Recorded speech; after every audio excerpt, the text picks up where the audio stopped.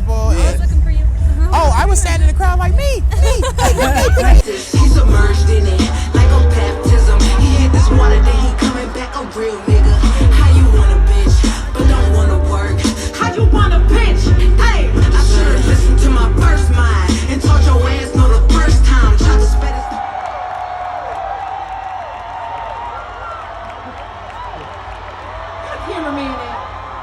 Cameraman, put the camera on me so the motherfucking LA hotties can get into this. Get into this motherfucking body. She been in the gym. Get into these motherfucking edges. She got her edges. She ain't stressed out no more.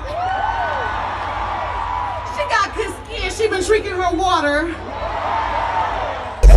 Flashing my phone like a crazy person.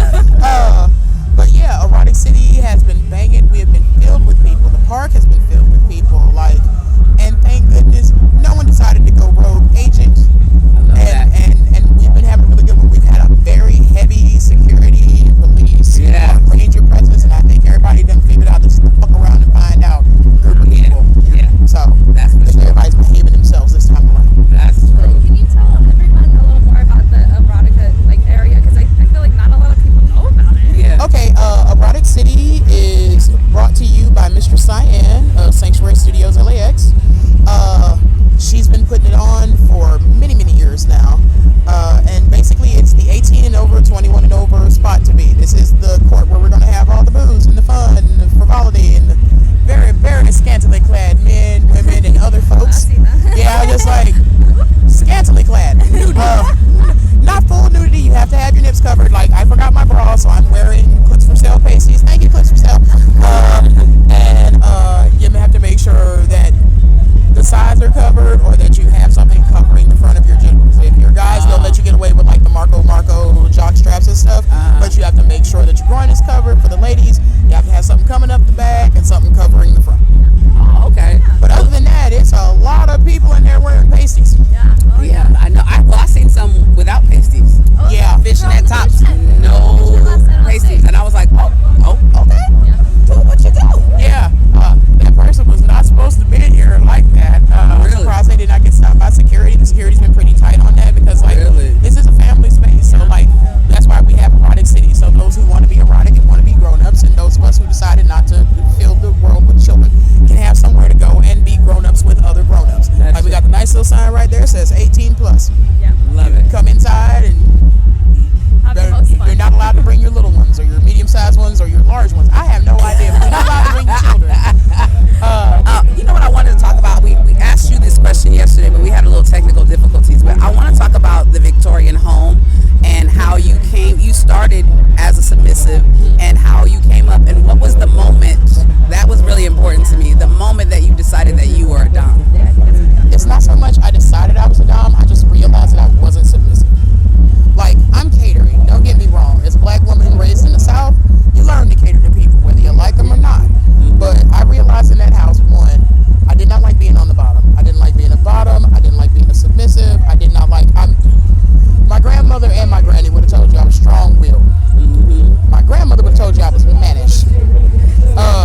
Which is a really nice way of saying you cock-strong, girl. You acted too much like a man. That's a South thing. Yeah, that's a Southern thing too. It's hard. So many times. Yeah, so like for me, it was like I could play the role, but it wasn't the role that I wanted to play.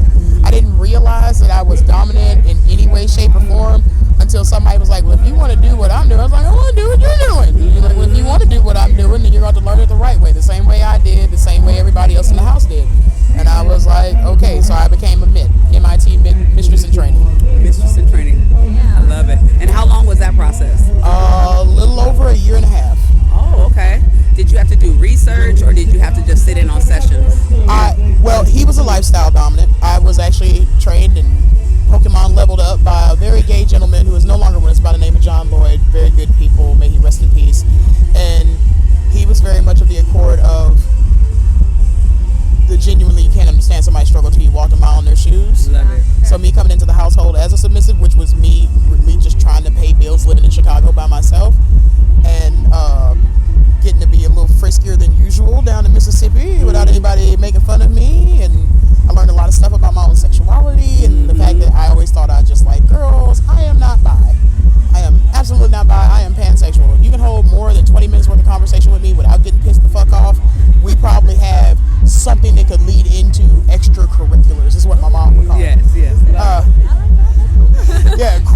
quotes. But yeah, once I realized that wasn't for me, and I got to see the dominance, I was like, oh yeah, this is all me. Yeah. This is all me. Then it had to be the thing of like, oh, you get the next couple of months of learning how to wrangle in this power that you have been given over other people, how to control it, how not to abuse it, how to learn and use it properly. Because someone comes up to you and they just say, oh my God, mistress, you're so beautiful. I will walk across broken glass. And inside of their head, maybe they might just walk across broken glass. Yes. And for a sadistic motherfucker such as myself, be like, I dare you to do it. Do it. You're like, come here now. But the side that got proper training and was raised in a house that was like, we don't do that here. I'm happy that I picked up those skills when I did. Because lifestyle domination and pro domination really only have one catalyst change between the difference of them. What is that? One can say like, hey, I'm doing this because this is what he or she or they might be into. When you're dealing with clients, you give them strictly what they want and what they need. That's right. When you're dealing with your personals, you're giving them what you know they need, and you know more or less if they want, whether they want to accept it or not. Right. Inside of my household, we are fidelity over everything. That's our house model.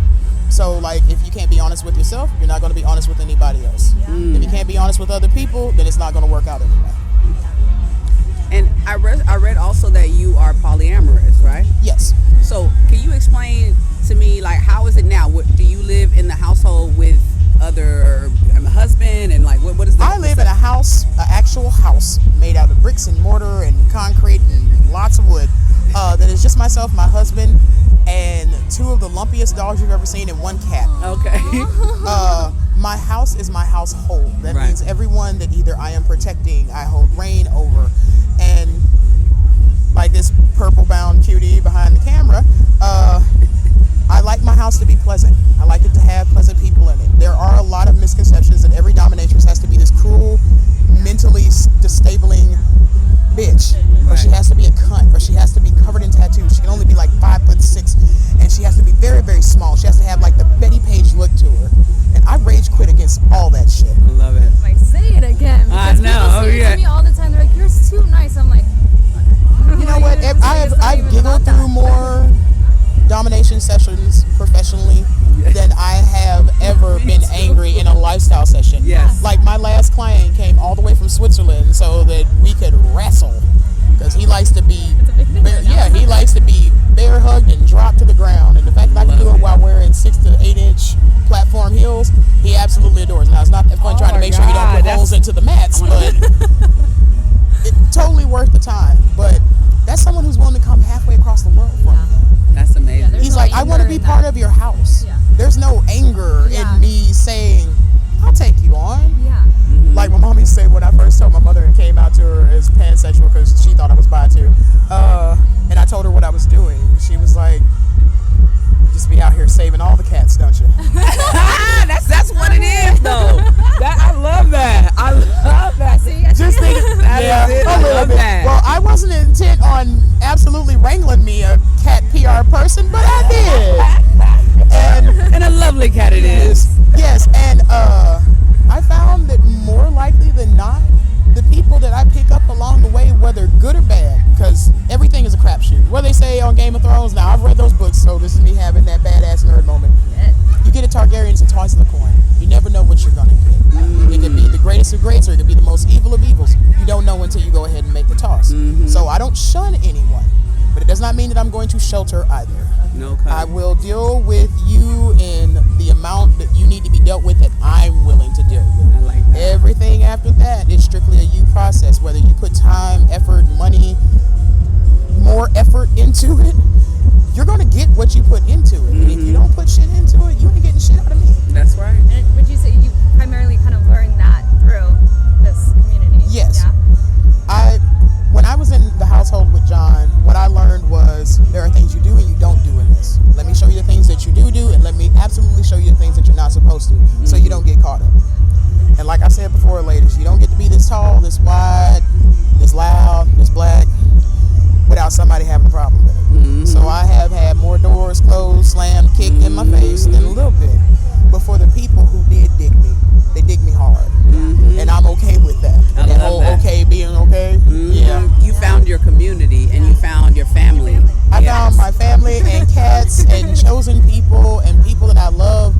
My father passed in 2020 from COVID. He had been through, it's amazing because I thought that dude was an X-Man for the longest time because he went through 3 different types of cancer and was going through a 4th. Wow. When he caught it. And he had gone through and like done full recoveries on all of them. Whoa. Single treatments and stuff like that. But like, he also left me almost $90,000 in debt. And if it hadn't been these people, the people that I know, the people I don't know, the people I did know knew, there wouldn't have been 2 GoFundMes that stopped my happy ass from absolutely giving up all of this. Because that's what it's going to come down to. Mistress Mia goes back to being not Mistress Mia and working a job until she pays off this debt and there's nothing left for me to have for myself, so I guess I just keep working this job. And I'm trying not to cry because I put this makeup on this morning. I tried this morning. Don't cry. But like, it took people from my community. People that I was related to didn't give a flying fuck. Oh, everybody has somebody's daddy that died. Everybody's mama died. But y'all didn't feel my grief. It wasn't your struggle. And I get it. But the people who did decide to invest in my struggle and my grief did it in full, in kind. No one wanted anything back. I'll take my chosen family damn near any day over the week versus the motherfuckers that I got stuck with. Yeah, I did not get to make a decision in this. Hey, these are the people you're related to. Like, I'm the baby out of 10 kids. Whoa. My father still has 4 other living children other than myself. My closest sibling is 24 years older than me. Whoa. Yeah, my dad was getting around like Tupac at a slumber party towards the end. I don't know what the fuck. Whoa. People who did have me were people like Camera Cat over here, Mistress Cyan Sanctuary, because the first place I went was back out on the road to pay for him getting cremated and all the rest of that good stuff. That money wouldn't have happened if I didn't have somewhere to go. It might have happened, but it took a fucking lot longer. Yeah. So it was the family that I chose that took care of me when I needed to be taken care of. And I find here at Pride that, especially when you have newbies that show up, like I just came out the closet, or I'm just now starting to be honest with myself, and I'm gonna sneak here and have on like 5 masks at the same time and a pair of shades. They find family here. Yeah. They'll get out in that crowd of, we all love Mariah, we all love Meg. And you find something that you have in common instead of something that you have not in common. That's right. So that's the main reason why me coming here every year that I possibly can, as long as these 2 ladies will still bring me and my heart's still in it, Love it. is because of these people and nothing else. I make no money here. I do this completely for free. Oh, wow. I've been out on the road for, by the time I get done with this entire trip, I've been out on the road for 2 months. You only get 12 in a year. Wow. And I got a whole house and a husband and some dogs and stuff back home, so like, I must really like it, or I'm really needing to go ahead and tap up for that check that the state gives out every month. Because you either got to be crazy or in love. Yeah. And most times they both. It's a lot of column A and a lot of column B. Yeah. So I'm Beyonce crazy in love with BDSM, my lifestyle, the people that are in my life, folks like you who show up to interview so more people like me can get heard, so it doesn't just that. Because when you cut on and you type in BDSM just into Google, just by itself, it's going to throw you more than 10 million images. Yeah. The first 5 pages of images are going to be porn, and none of them are even brown. None. So opportunities like this are rare and in between, and I take full notice that y'all don't have to come down here. Y'all didn't have to go park at the expensive ass fucking parking to make it over here. Y'all didn't have to stick around to the middle of the night, even though them concerts made it a lot easier. Yeah. But like, you didn't have to do, y'all didn't have to do any of that. I was somebody that you randomly met at a random thing. But I felt like I walked up to every woman, every black woman, but I also stood by women, and whenever I felt energy, I would be, hi. I just do just like that. Yeah. And I wasn't talking to everybody, but whenever I felt the energy pull me, I talked to them. Eyes that you were because, like, oh my gosh, who is this? Right, because I'm, like I said, I'm very new and I'm learning, and I want someone that knows the experience that I'm experiencing. And I'm meeting people that have extensive, history and experience in this business, and I found I'm a trainer. I find connection with my clients. I got 12 clients that I'm fully connected with, and now I have clients in this world, and it's like, I love them.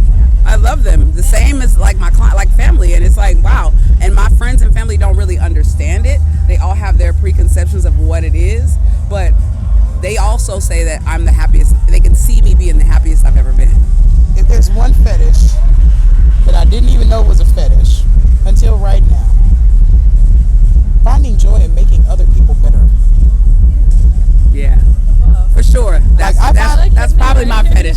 Like, I feel didn't used to teach. I had tons of knowledge to give other people, but I was like, I'm not dealing with that shit. Somebody else can do that shit. Mm-hmm. But then when I finally did go ahead and do it was like one of the most jarring, jaw-dropping, happiest experiences I've had in my life. Like, I've gone from like a class that had 3 people in it, and then that next year somebody said, oh, she knew what the fuck she was talking about, and it was standing room only, people sitting on the floor, a woman trying to get through in her scooter, another lady trying to get through with her motorized wheelchair. And last night the tent was like Going with people. Yeah. It's not always going to start out like that, but put a little time and some effort into it, and you never know what might grow. Yeah.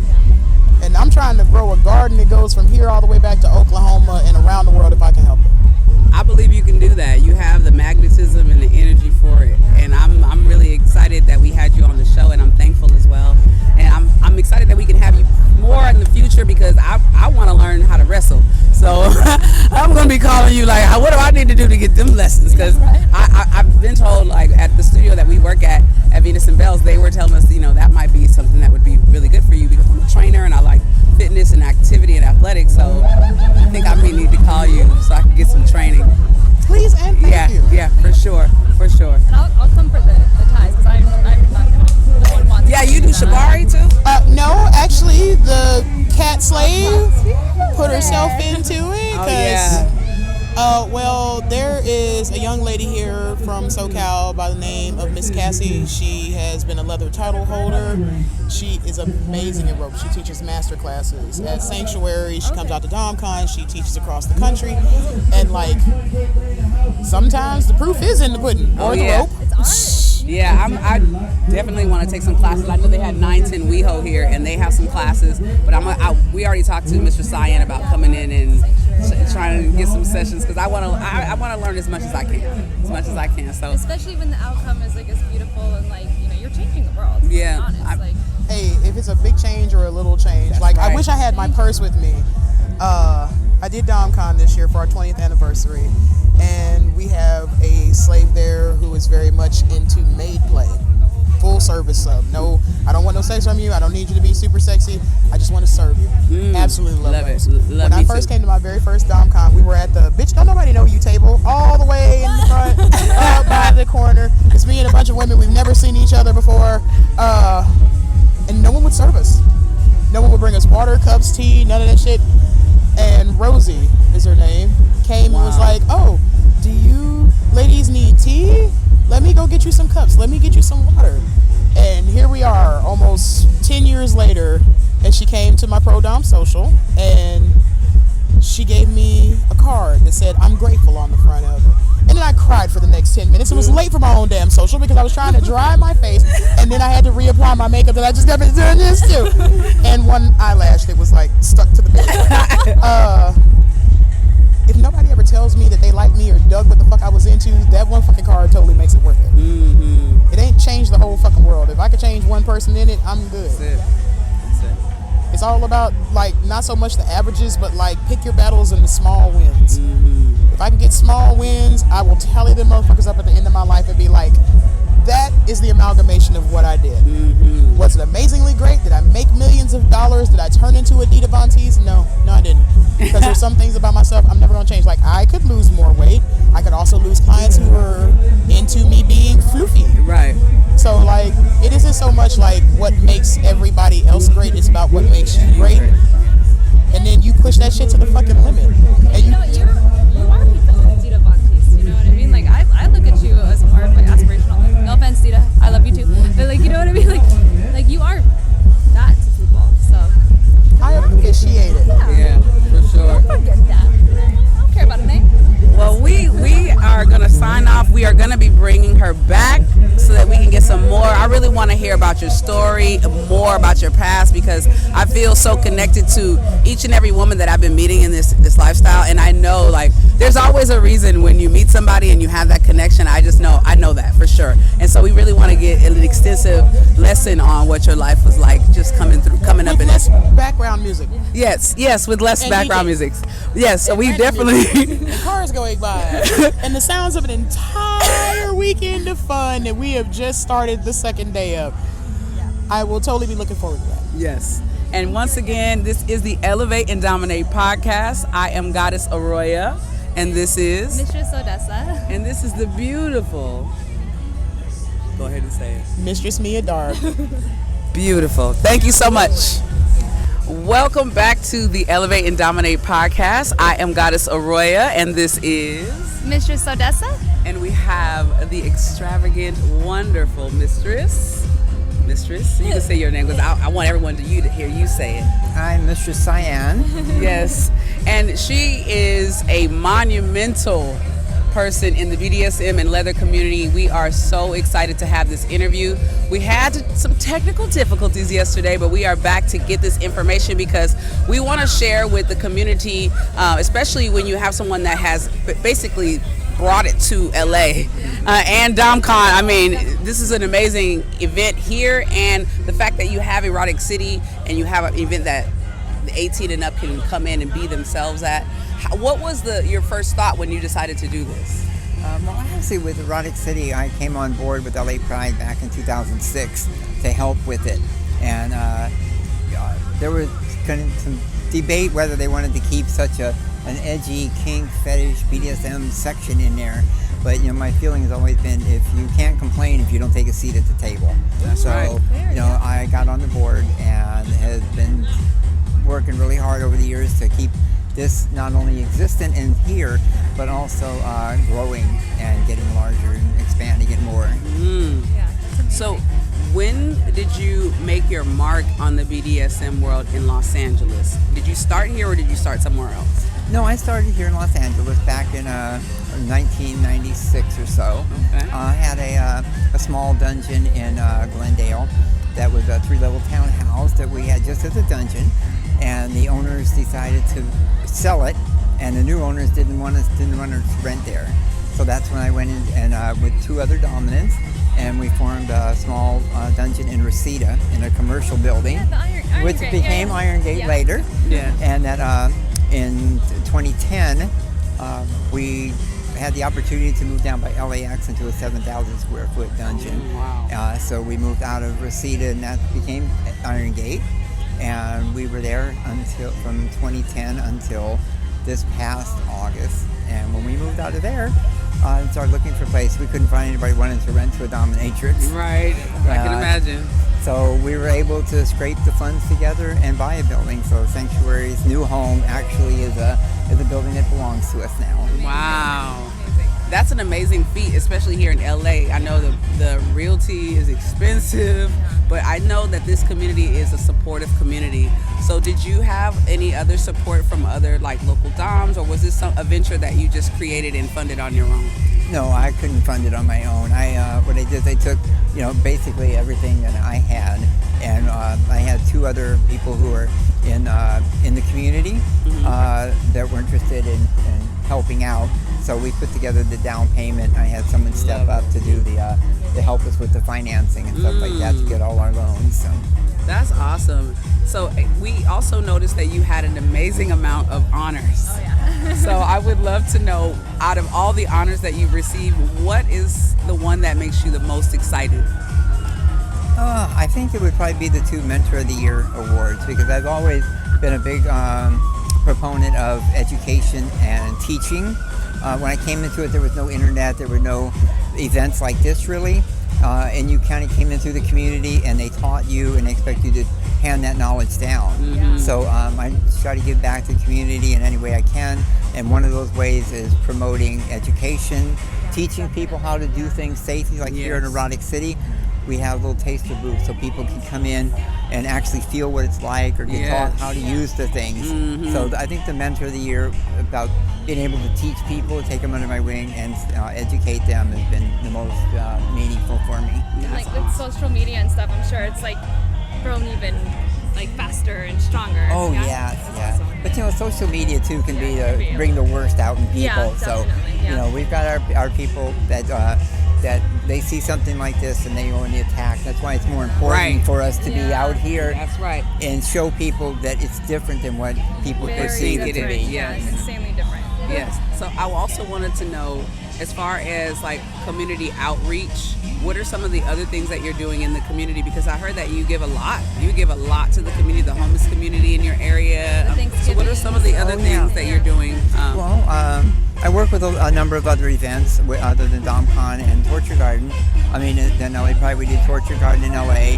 I work with ADN for their Adult Expo in Las Vegas. And then for 24 years, we've done a slave auction that we raise food and toys. We do one for Thanksgiving, one for Christmas. And we raise like a truckload of food for the homeless at the shelters.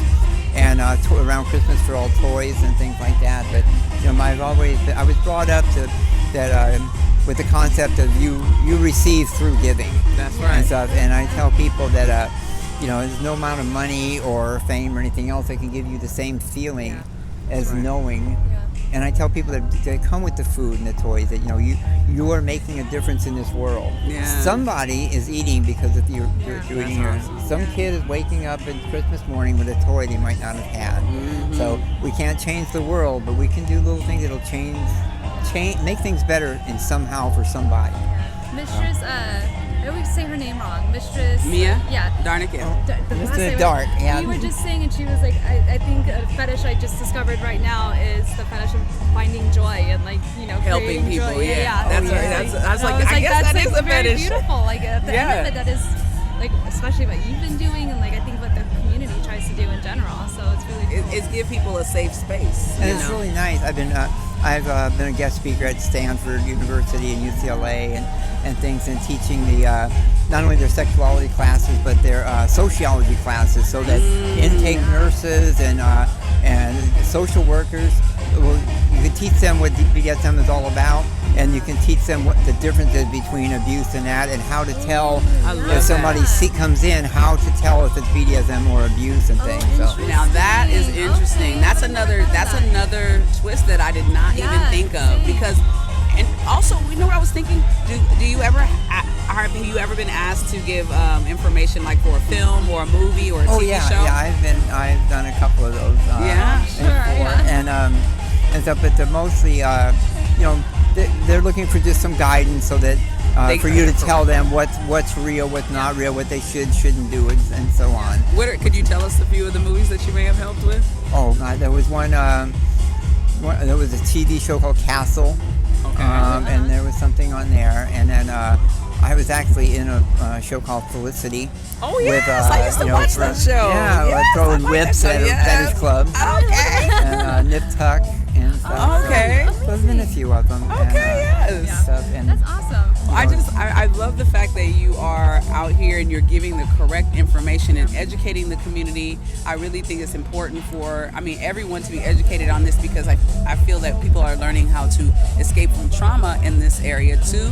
Is that something that you... Oh, yeah. Actually, I've been also in the past 2 years started speaking with groups of therapists, so that they understand, because, if somebody... Like in the medical field, if somebody who gets injured in this, they're afraid to go tell them. They're afraid of judgment. Yes. And the same thing with a therapist. The worst thing that can happen is to come into and try to talk to your therapist about BDSM, and them thinking that it's still a sexual disorder or something like that. So it's important that they understand what it is, so that they can help people who have triggers or who's had bad experiences. Yes, that's amazing. And I think this is just another way, and I think that's what our show is about, is educating the community, and so they understand that it's these misconceptions, what you see and what you think is not actually that. This is a caring, consenting community, and you learn every day. Especially every day. And it's but it's also very compassionate. What we do is out of love. We love. We love bringing somebody into that endorphin high where they feel like they've this euphoric feeling and stuff. Contrary to popular belief that we're not doing this because we like to see somebody in pain. It's like the moans of pleasure that we get back instead of the screams of pain. That's right. And stuff. But that's the way it's portrayed in media and stuff. So that's true. It's still sexy, and it's still erotic, and it's still fun, and it's still build a special bond between two people who are playing. I love that. It's intimate in a different kind of way. Yes, right. So thank you so much again. This is the Elevate and Dominate podcast. I am Goddess Aroya. This is Mistress Odessa and the remarkable, legendary Mistress Cyan. Thank you again for being on our podcast. We're honored. Thank you. Thank you. Yes. Thank you. Yes. Leave a message on our Anchor page. We'd love to hear from you. Follow us on all social media platforms and share if you got the time.